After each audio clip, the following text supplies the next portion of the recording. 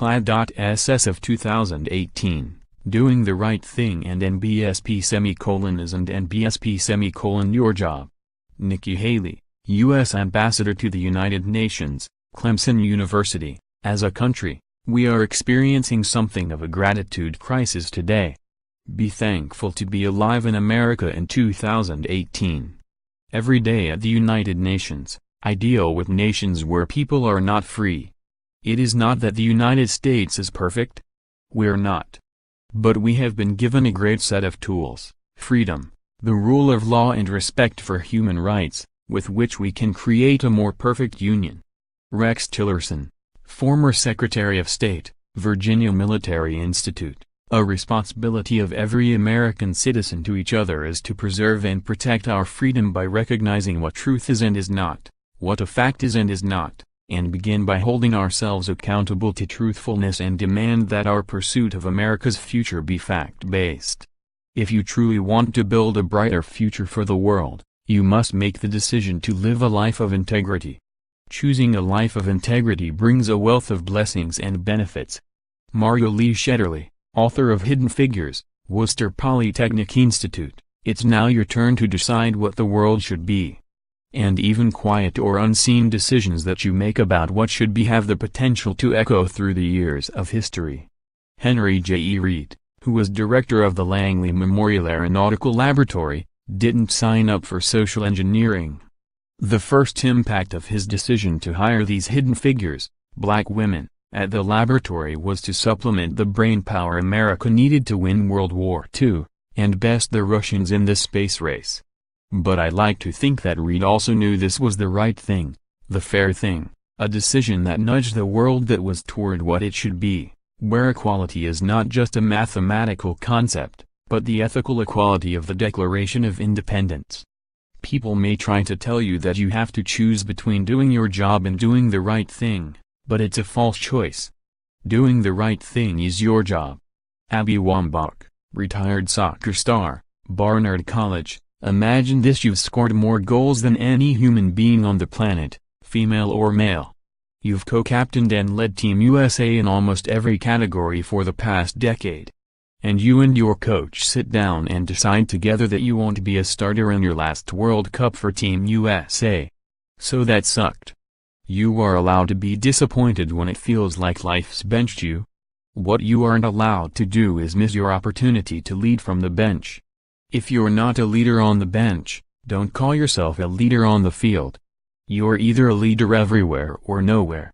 And by the way, the fiercest leading I've ever seen has been done between mother and child. Parenting is no bench. It just might be the big game. Chance the Rapper, Chancellor Bennett, Grammy winner, Dillard University. Some people might find this kind of talk disrespectful, but it's exactly the opposite. The highest form of respect that we can pay to the people who came before us, the people who sacrificed for us and gave us everything, is to be better than them. Our parents, grandparents, ancestors sacrificed, not so that we can keep doing the same thing that they were doing but so that we can be better. To simply copy them would be almost an insult to their sacrifice. Kathy Young Gilbert, Deloitte CEO, Lehigh University. Do what hasn't been done.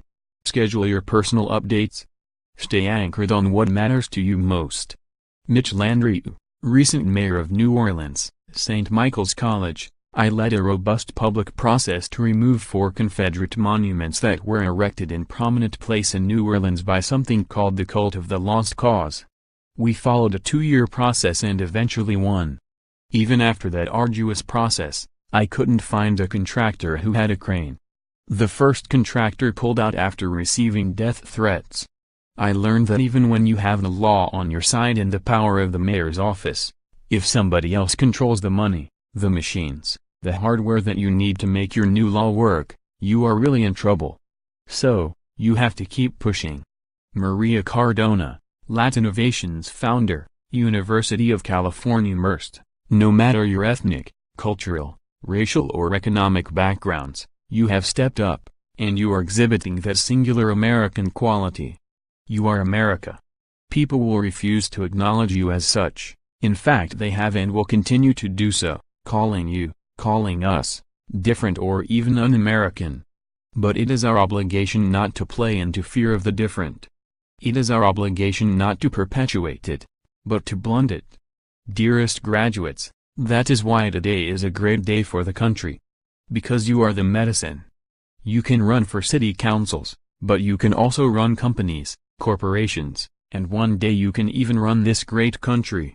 Chadwick Boseman, actor, Howard University. What do you do when the principles and standards that were instilled in you here at Howard close the doors in front of you? Sometimes you need to get knocked down before you can really figure out what your fight is. Take the harder way, the more complicated one, the one with more failures at first than successes. You will not regret it. Ira Glass, host and executive producer of This American Life, Columbia University School of Journalism. There's a war in this country over facts and truth, and it's not clear how it's gonna play out, and congratulations, you're heading to the front lines. I know those are words every parent wants to hear. Speaking for everyone else who's been slogging away in the trenches, glad to have you. We need the reinforcements. Couldn't be a better time to become a journalist. Commencement addresses are a ridiculous form. It's a kind of speech that's doomed to failure. Precisely because nothing can be said that's up to the task at hand. You are being launched from the training phase of your life into the vast exciting unknown of everything that's to come. What words could possibly make that better? Seriously. What poncy little speech makes the liftoff of a rocket any better? Your ambition and your hopes for your coming lives. Those are enough to fill this day with feeling. The wishes of your parents and loved ones for you. That's enough. President Trump, Naval Academy, wherever you go, wherever you serve, wherever your mission takes you, you only have one word in mind, and that's victory. That is why you are here. Victory. A very important word. You are now leaders in the most powerful and righteous force on the face of the planet. The United States military. And we are respected again, I can tell you that. We are respected again. We know the truth. Will speak the truth, and defend that truth. America is the greatest fighting force for peace, justice, and freedom in the history of the world. And in case you have not noticed, we have become a lot stronger lately. A lot. We are not going to apologize for America. We are going to stand up for America. No more apologies. We are going to stand up for our citizens. We are going to stand up for our values. And we are going to stand up for our men and women in uniform. Ronan Farrow, New Yorker contributor and Pulitzer Prize winner, Loyola Marymount University. I wanted to take a moment to talk about what it's like trying to do work you believe in before the moment of impact. I've talked a little about challenges I faced reporting my stories on sexual violence. How the systems commanded by those powerful men I mentioned earlier came crashing down on me too. And how people I trusted turned on me. And powerful forces in the media world became instruments of suppression. The reality is my career was on the rocks. I found out another news outlet was racing to scoop me on the Weinstein story, and I knew I was falling behind. I did not know if I'd ever be able to report this story, or if a year of work would amount to anything. I did not know if I would let down woman after brave woman who had put their trust in me. You will face a moment in your career where you have absolutely no idea what to do. Where it will be totally unclear to you what the right thing is for you, for your family, for your community.